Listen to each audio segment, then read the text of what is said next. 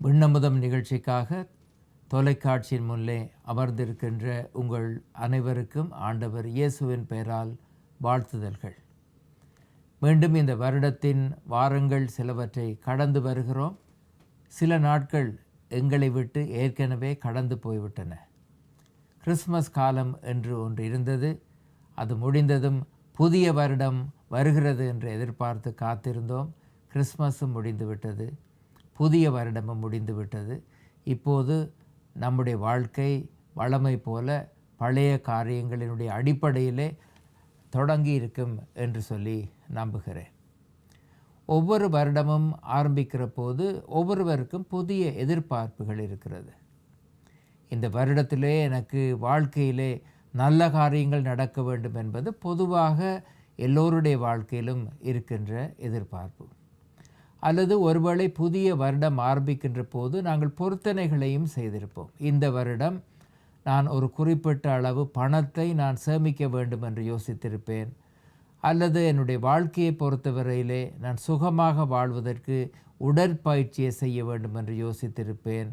அல்லது என்னுடைய வாழ்க்கையை நான் சரியான வகையிலே ஒழுங்குபடுத்த வேண்டும் என்று யோசித்திருப்பேன். இப்படி பல திட்டங்கள் எங்களுடைய வாழ்க்கைக்கு முன்னே நாங்கள் வைத்து அதன்படி செய்ய வேண்டும் என்ற தீர்மானங்களை எடுத்திருப்போம். எத்தனை பேர் இன்னும் அந்த தீர்மானங்களோடு இருக்கிறீர்களோ இல்லையோ, அல்லது அரைவாசி தீர்மானங்களை வைத்துக்கொண்டு மிகுதி அரைவாசி தீர்மானங்களை விட்டுவிட்டீர்களோ இல்லையோ என்பது எனக்கு தெரியாது. இன்றைக்கு நாங்கள் மல்கியா என்று பெயர் கொண்ட ஒரு தீர்க்கதரிசியின் வாழ்க்கையில் இருந்து சில காரியங்களை பார்க்க போகிறோம். மல்கியா என்று பெயர் கொண்ட இந்த தீர்க்கதரிசி அவர் காலத்தில் வாழ்ந்த மக்களுடைய வாழ்க்கையை பற்றி மிகவும் கரிசனை கொண்ட ஒரு மனிதராக இருந்தார். அவருக்கு இருந்த பிரச்சனை எல்லாம் கடவுளுடைய பிள்ளைகள் என்று சொல்லுகிற மனிதர்கள் கடவுளுடைய சமூகத்திலே ஆலயத்திற்கு வருகின்ற நேரம் நாங்கள் பரிசுத்தமானவர்களாக, தூய்மையானவர்களாக, சமய கடமைகளை ஒழுங்காக கடைப்பிடிக்கிறவர்களாக இருந்தார்கள்.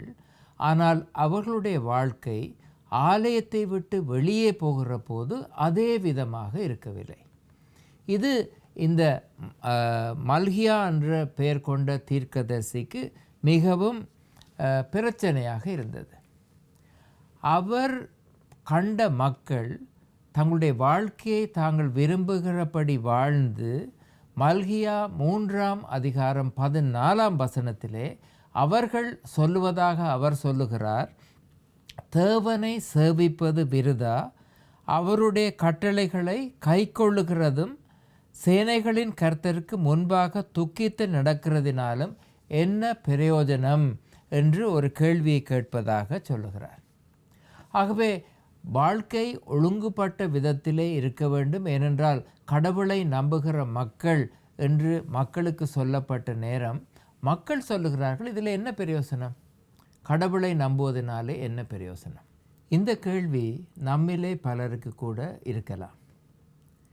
ஏனென்றால் நம்முடைய வாழ்க்கை நம்முடைய ஆன்மீக வாழ்க்கையோடு ஒத்து போகாத போது இந்த கேள்வி வரக்கூடிய சாத்தியக்கூறுகள் நிறைய இருக்கின்றன. நான் என்னுடைய வாழ்க்கையிலே நான் விரும்புகிற வழியிலே வாழ வேண்டும் என்று விரும்புகிறேன். நான் மட்டுமல்ல, பல மனிதர்கள் விரும்புகிறார்கள். அதிலே தீமை எது, நன்மை எது, நான் செய்வதனாலே மற்றவர்களுக்கு பாதிப்பு வருமா, பாதிப்பு வராதா என்ற சிந்தனைகளுக்கெல்லாம் இடமில்லை. நான் செய்கிற காரியத்தின் மூலம் எனக்கு நன்மை வருமா என்பது மட்டும்தான் அவர்களுடைய குறிக்கோளாக இருக்கிறது. நான் எதை செய்தாலும், அது நான் செய்கிற வியாபாரமாக இருக்கலாம், தொழிலாக இருக்கலாம், எதுவாக இருந்தாலும் அதன் மூலம் எனக்கு நன்மை கிடைக்குமா, எனக்கு பணம் கிடைக்குமா, எனக்கு சந்தோஷம் கிடைக்குமா என்பதை மட்டும் முன்னாக வைத்து எங்களுடைய வாழ்க்கையை கொண்டு போகிற போது எங்களுக்கு முரணான கருத்துக்கள் சொல்லப்பட்டால், நீ இப்படி செய்யக்கூடாது, நீ செய்கின்ற காரியத்தினாலே எத்தனை பேர் பாதிக்கப்படுகிறார்கள், மற்றவர்களுடைய வயிற்றெரிச்சலை எதற்காக நீ கொட்டிக்கொள்கிறாய், இப்படியெல்லாம் வேறொருவர் கேட்கிற போது எனக்கு வருகின்ற சிந்தனை, நான் எதற்காக இப்படி கட்டளைகளை கை கொள்ள வேண்டும்? இதே கேள்வியைத்தான் இந்த மல்கியா வாழ்ந்த காலத்திலே வாழ்ந்த மக்கள் மல்கியாவை பார்த்து கேட்டார்கள், தேவனை சேவிப்பது விருதா, அவருடைய கட்டளைகளை கைக்கொள்ளுகிறதும் சேனைகளின் கர்த்தருக்கு முன்பாக துக்கித்து நடக்கிறதினாலும் என்ன பிரயோஜனம்? நான் கோயிலுக்கு போவதில் என்ன பிரயோஜனம்? நான் சமய அனுஷ்டானங்களை செய்வதில் என்ன பிரயோஜனம்? இவை எல்லாவற்றையும் நான் கை கொண்டு ஒழுங்காக வாழ்வதனாலே என்ன என்று ஒரு கேள்வியை அவர்கள் முன்னே வைக்கிறார்கள். அதற்கு மல்கியா ஒரு மறுமொழி சொல்லுகிறார்.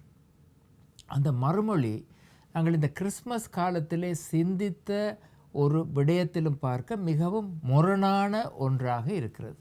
கிறிஸ்மஸ் காலத்திலே நாங்கள் நினைத்த பொதுவான காரியம், இயேசு இந்த உலகத்திலே வந்து பிறக்கிறார், அவர் பிறக்கிற போது இந்த உலகத்திற்கு சமாதானம் கிடைக்கிறது. அதுதான் திரும்பவும் திரும்பவும் இந்த கிறிஸ்மஸ் காலத்திலே நாங்கள் நினைவு கூர்ந்த செய்தி. அது உலகத்திற்கு மகிழ்ச்சி சமாதானம் கிடைக்கிறது என்பதனாலே தான் ஒருவேளை நாங்கள் உங்களுடைய வீடுகளை அலங்கரிக்கிறோம், கிறிஸ்மஸ் மரங்களை வைத்து அலங்கரிக்கிறோம், அழகாக அலங்கரிக்கிறோம், நல்ல உணவுகளை தயாரிக்கிறோம், சந்தோஷமாக அந்த நேரத்தை செலவிடுகிறோம். அது எங்களை எந்த விதத்திலும் பாதிப்பது இல்லை. ஆனால் இந்த இயேசு நம் மத்தியிலே வந்து நம்முடைய வாழ்க்கையை அவர் ஒழுங்குபடுத்த முயற்சி செய்கிறார் என்று சொன்னால் அப்போது எம்முடைய மறுமொழி எவ்விதத்திலே இருக்கும் என்ற கேள்வியைத்தான் இந்த மல்கியாவின் புத்தகத்திலிருந்து நாங்கள் பார்க்க முயற்சி செய்கிறோம். ஆண்டவர் நம்மிலே அன்புள்ளவர், அது நம்ம எல்லாருக்கும் தெரியும். ஆண்டவர் நம்மை மன்னிக்கிறவர், அதுவும் நம்ம எல்லாருக்கும் தெரியும். நம்மிலே அன்புள்ள ஆண்டவர், மன்னிக்கிற ஆண்டவர், நம்மை தேடி வந்த ஆண்டவர், நமக்காக குழந்தையாக வந்து பிறந்த ஆண்டவர், இவையெல்லாம் சொல்லுகிற நேரம் எங்களுக்கு மகிழ்ச்சியாக இருக்கிறது. ஆனால் மல்கியா சொல்லுகிறார், நான் நியாய தீர்ப்பு செய்யும்படி உங்களிடத்தில் வந்து சூனியக்காரருக்கும் விபச்சாரக்காரருக்கும் பொய்யானை இடுகிறவர்களுக்கும் எனக்கு பயப்படாமல் விதவைகளும் திக்கற்ற பிள்ளைகளும் ஆகிய கூலிக்காரரின் கூலியை அபகரித்து கொள்ளுகிறவர்களுக்கும் பரதேசிகளுக்கு அநியாயம் செய்கிறவர்களுக்கும் விரோதமாய் தீவிரமான சாட்சியாய் இருப்பேன் என்று சேனைகளின் கர்த்தர் சொல்லுகிறார். 3ஆம் அதிகாரம் 5ஆம் வசனம்.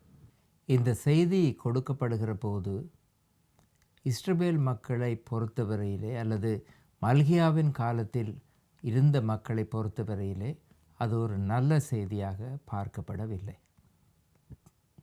இன்றைக்கு நம்முடைய வாழ்க்கையிலே ஒரு சமுதாயத்திலே நாங்கள் வாழ்ந்து கொண்டு இருக்கிற போது நம்முடைய வாழ்க்கை, ஒருவேளை நாங்கள் ஆண்டவரை நம்புகிற மக்களாக இருந்தால் நம்முடைய வாழ்க்கை எப்படி இருக்கிறது என்ற கேள்வியை இந்த விடயம் நமக்கு முன்னே வைக்கிறது. நம்மிலே பலர் ஒழுங்காக ஆலயத்திற்கு போகிறவர்களாக இருப்போம், ஜெபிக்கிறவர்களாக இருப்போம், காணிக்கை கொடுக்கிறவர்களாக இருப்போம், நம்முடைய நேரத்தை ஆண்டவருடைய பணிக்காக செலவிடுகிறவர்களாக கூட இருப்போம். ஆனால் நாம் வாழுகின்ற வாழ்க்கை சமுதாயத்தை பொறுத்தவரையிலே எப்படி இருக்கிறது என்ற கேள்வியைத்தான் மல்கியா நமக்கு முன்னே வைக்கிறார். நம்முடைய வாழ்க்கை ஆன்மீக வாழ்க்கையும் அல்லது ஆலயத்திலே நாங்கள் வாழ்கின்ற வாழ்க்கையும் ஆலயத்தை விட்டு வெளியே வாழ்கின்ற வாழ்க்கைக்கும் தொடர்பு இருக்கிறதா இல்லையா என்ற கேள்வியை மல்கியா நம்மை பார்த்து கேட்கிறார். பல வேளைகளிலே எங்கள் ஒவ்வொருடைய வாழ்க்கையும் எடுத்து பார்த்தால் இவை இரண்டும் 2 வித்தியாசமான வாழ்க்கையாக இருக்கிறது. நாங்கள் மிகவும் பக்தியுள்ள ஒருவராக ஆலயத்திற்குள்ளே எங்களுடைய வாழ்க்கையை நடத்துகிறோம். நாங்கள் வெளியே வருகிற போது ஆலயத்திற்குள்ளே இருந்த வாழ்க்கைக்கும் வெளியே இருந்த வாழ்க்கைக்கும் எந்த தொடர்பும் இல்லாதது போல இருக்கிறது.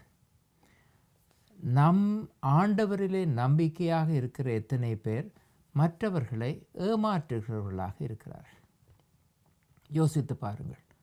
ஏமாற்றுகிறோம் என்று சொல்லுகிற போது வியாபாரம் செய்கிறவரை ஏமாற்றுகிறவர் என்று நான் சொல்ல வரவில்லை. அல்லது வாழ்க்கையிலே ஒரு வேலையை செய்கிற நேரம் இன்னொரு இடத்திலே ஒரு வேலைக்காக பணம் பெற்றுக்கொள்ளுகிறவரை ஏமாற்றுகிறவர் என்று நான் சொல்லவும் வரவில்லை. நான் சொல்லுவதெல்லாம் ஒருவரிடத்திலே அவருக்கு தெரியாமல் அவரை தவறாக வழிநடத்தி அதன் மூலம் லாபம் சம்பாதிக்கிற எத்தனை பேர் நம்மிலே இருக்கிறோம்?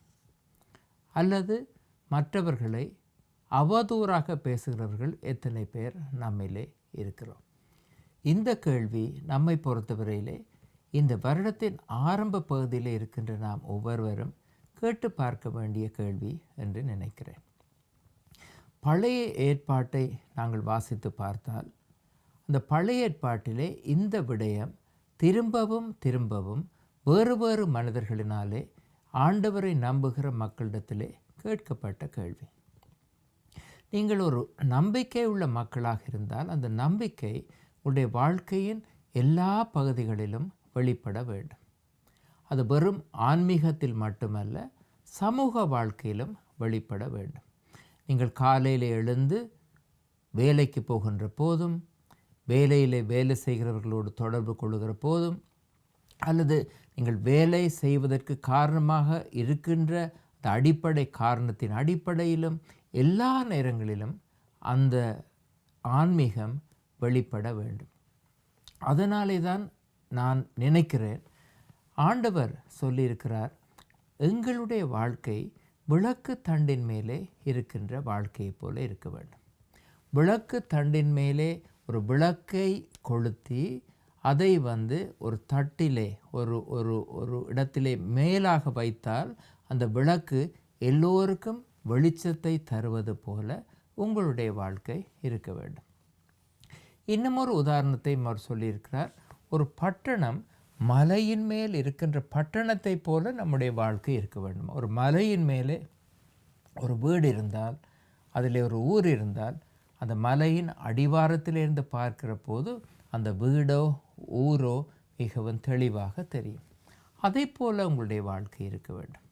இன்னும் ஒரு காரியத்தையும் அவர் சொல்லியிருக்கிறார், உங்கள் வாழ்க்கையை கண்டு மற்ற மனிதர்கள் கடவுளுக்கு நன்றி செலுத்தக்கூடியதாக உங்களுடைய வாழ்க்கையை அமைத்து கொள்ளுங்கள். 3 காரியங்களையும் இந்த வருடத்தின் ஆரம்பத்திலே உங்கள் முன்னே நான் வைக்க விரும்புகிறேன். நம்முடைய வாழ்க்கை எப்படி இருக்கிறது? நாம் கிறிஸ்தவர்கள் என்று சொல்லுவது மட்டும் முக்கியமானது கிடையாது. கிறிஸ்தவ காரியங்களிலே நாங்கள் தொடர்ந்து ஈடுபடுவது மட்டும் முக்கியமானதாக கிடையாது. நாம் செய்கின்ற ஒவ்வொரு காரியங்களும் நம்முடைய வாழ்க்கையிலே கிறிஸ்துவை பிரதிபலிக்க வேண்டும். அதனாலே தான் அப்போஸ்தலர்களுடைய புத்தகத்திலே இயேசுவுக்கு சீடர்கள் இருந்தார்கள். அந்த இயேசுவின் சீடர்கள் ஒரு காலப்பகுதியிலே அப்போஸ்தலர்கள் என்று அழைக்கப்பட்டார்கள். ஆரம்பத்திலே திருச்சபை ஆரம்பமான போது இயேசு சிலுவையிலே அறையப்பட்டு விண்ணுக்கு எடுத்துக்கொள்ளப்பட்ட பின்பு அப்போஸ்தலர்கள் மூலமாக திருச்சபை ஒன்று உருவானது. திருச்சபை ஒவ்வொரு ஊர்களிலும் உருவானது. காலப்போக்கிலே மக்கள் இந்த அப்போஸ்தலர்களுடைய வாழ்க்கையை பார்க்கிறார்கள். பார்க்கிற நேரம் அவர்களுக்கு வருகின்ற எண்ணமெல்லாம், இந்த அப்போஸ்தலர்களை பார்த்தால் இயேசுவை போலவே இருக்கிறார்களே, இயேசு செய்த காரியங்களை அவர்களும் செய்கிறார்கள், இயேசு சொன்ன காரியங்களை அவர்களும் சொல்லிக் கொடுக்கிறார்கள். ஆகவே இந்த அப்போஸ்தலர்கள், அதாவது இயேசுவினுடைய சீடர்களுடைய வாழ்க்கையை பார்க்கின்ற போது அவர்களுக்கு இயேசு நடந்ததை போல, இயேசு பேசியதை போல, இயேசு செய்ததை போல அதே விதமாக இருப்பது போன்ற உணர்வு வந்தது. அதனாலே அப்போஸ்தலர்களுடைய புத்தகத்தில் நாங்கள் பார்க்கின்ற ஒரு அழகான விஷயம் இருக்கிறது. அந்தியோகியா பட்டணத்திலே அப்போஸ்தலர்கள் முதலில் கிறிஸ்தவர்கள் என்று அழைக்கப்பட்டார்கள். இந்த சிந்தனையை நம்முடைய மனதிலே வைத்திருப்போம். அடுத்த முறை நீங்கள் ஆலயத்திற்கு போய் ஆலயத்தை விட்டு வெளியே வருகிற போது, இப்போது மல்கியா இஸ்ரவேல் மக்களுக்கு சொல்லிக் கொடுத்த அதே செய்தி நம்முடைய மனதில் இருக்கட்டும். நாம் நம்புகின்ற ஆண்டவர் அமைதியை கொண்டு வந்த ஆண்டவர், மன்னிப்பை தருகின்ற ஆண்டவர், அதே நேரம் அவர் நியாயம் தீர்க்கிற ஆண்டவரும் கூட. அவர் சொல்லுகிறார், நான் நியாயம் இல்லாத வாழ்க்கையை வாழுகின்ற உங்களுக்கு முன்னே நீங்கள் நியாயம் இல்லாத வாழ்க்கையை வாழுகிறீர்கள் என்று சொல்லுகின்ற சாட்சியாக இருப்பேன் என்று ஆண்டவர் சொல்லுகிறார் என்று மல்கியா 3ஆம் அதிகாரம் 5ஆம் வசனத்திலே சொல்லுகிறார். நாங்கள் எதை செய்தாலும் ஆண்டவருடைய பிள்ளைகளாக செய்ய வாழ அழைக்கப்பட்டிருக்கிறோம். நம்முடைய வாழ்க்கை மூலம் மற்றவர்கள் ஆண்டவருடைய பிரசன்னத்தை உணர்ந்து கொள்ள நம்மை ஆண்டவர் அழைக்கிறார். ஆண்டவர் தாமே நம் ஒவ்வொருவரையும் ஆசீர்வதிப்பாராக. ஆமென்.